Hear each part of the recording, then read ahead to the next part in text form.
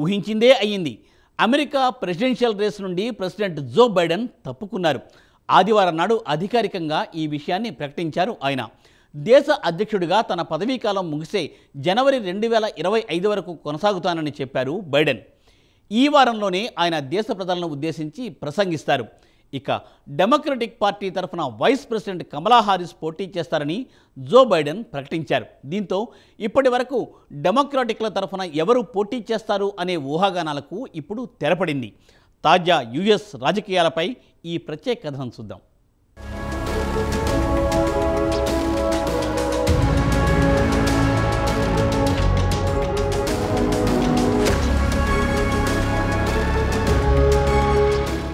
అగ్రరాజ్యం అమెరికాలో రాజకీయ పరిణామాలు శరవేగంగా మారుతున్నాయి. ఈ ఏడాది నవంబర్ 5న అమెరికా ప్రెసిడెన్షియల్ ఎన్నికలు జరగనున్నాయి.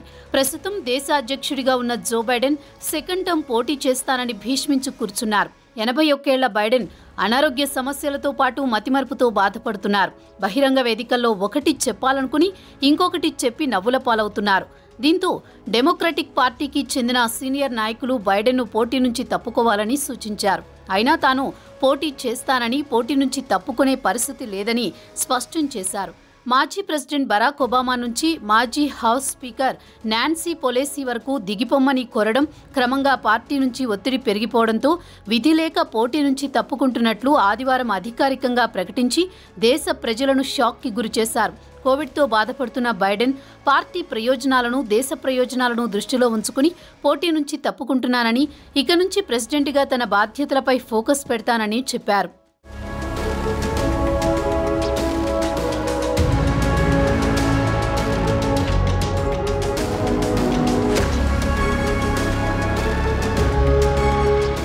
ఇక బైడెన్ తాను ప్రెసిడెన్షియల్ రేస్ నుంచి తప్పుకుంటున్నట్లు ప్రకటించగానే వెంటనే బైడెన్పై ట్రంప్ చిందులు వేశారు. బైడెన్ సన్నిహితులతో పాటు ఆయన డాక్టర్లకు కూడా తెలుసు ప్రెసిడెంట్గా ఆయన పోటీ చేయడానికి ఫిట్గా లేడని, ప్రస్తుతం బైడెన్ కోవిడ్-19తో బాధపడుతున్నారని అన్నారు. తన social media platform truth social Trump స్పందించారు.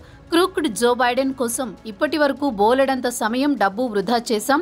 డిబేట్లో చెత్తగా ఓడిపోయాడు. ప్రస్తుతం రేస్ నుంచి తప్పుకున్నాడు. మళ్లీ మొదటి నుంచి మొదలు పెట్టాలని సోషల్ మీడియా పోస్ట్లో పేర్కొన్నాడు. బైడెన్ రిపబ్లికన్ పార్టీతో పాటు ఆయన డాక్టర్లను, ఫేక్ న్యూస్ మీడియాను మోసం చేశాడు. ప్రెసిడెంట్గా పోటీ చేసే సత్తా ఆయనకు లేదు. క్రూక్డ్ జోయ్ నాకౌట్ అయ్యాడని మాజీ యుఎస్ ప్రెసిడెంట్ ట్రంప్ ఎద్దేవా చేశారు.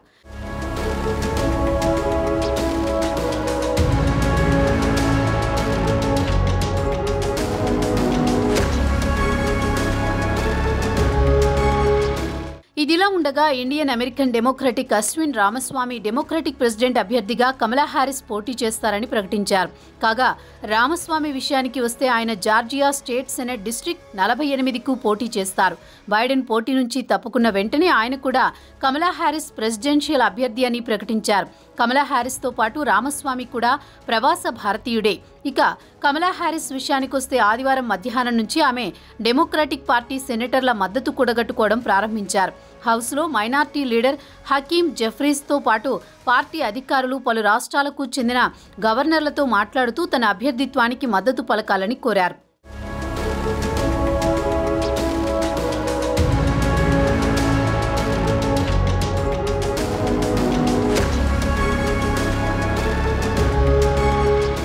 అయితే ఇప్పటికే టాప్ డెమోక్రాట్ల మద్దతు ఆమెకు కూడగట్టుకున్నారు. అయితే మాజీ ప్రెసిడెంట్ బరాక్ ఒబామా మాత్రం ఇప్పటి వరకు ఆమెకు మద్దతు ప్రకటించలేదు. బిల్ క్లింటన్, ఆయన భార్య హిలరీ క్లింటన్లు మాత్రం ఆమెకు మద్దతు ప్రకటించారు. ఇక అధికారికంగా డెమోక్రటిక్ ప్రెసిడెన్షియల్ అభ్యర్థిగా ఆగస్టు నెలలో జరిగే డెమోక్రటిక్ నేషనల్ కన్వెన్షన్లో ప్రకటిస్తారు. జో బైడెన్, కమలా హారిస్ కలిసి డొనాల్డ్ ట్రంప్ను ఓడించాలని డెమోక్రాటిక్ పార్టీ ప్రణాళికలు సిద్ధం చేస్తోంది. మొత్తానికి బైడెన్ 50 ఏళ్ల రాజకీయ జీవితానికి తెరపడనుంది.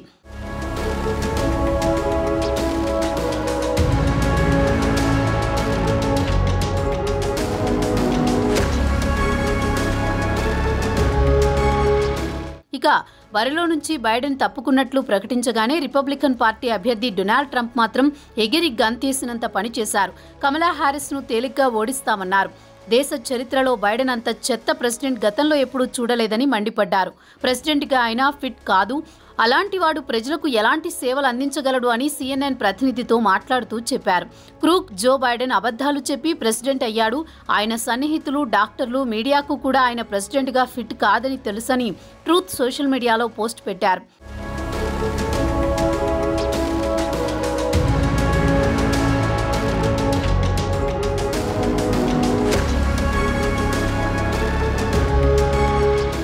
ఆయన వల్ల అమెరికా భ్రష్టు పట్టిపోయింది. ఆయన చేసిన డ్యామేజీ నుంచి త్వరగా కోలుకునేలా చేస్తానని, తిరిగి అమెరికాను గ్రేట్గా చేయడమే తమ లక్ష్యమన్నారు ట్రంప్.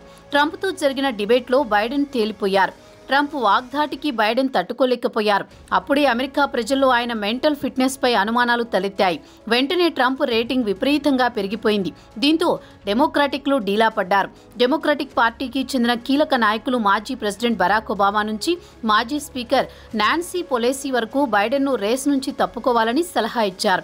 క్రమంగా పార్టీ ఒత్తిడి పెరగడంతో పాటు ఆయన భార్య జిల్ బైడెన్ కూడా సలహా ఇవ్వడంతో ఇక వేరే గత్యంతరం లేక తప్పుకోవలసి వచ్చింది.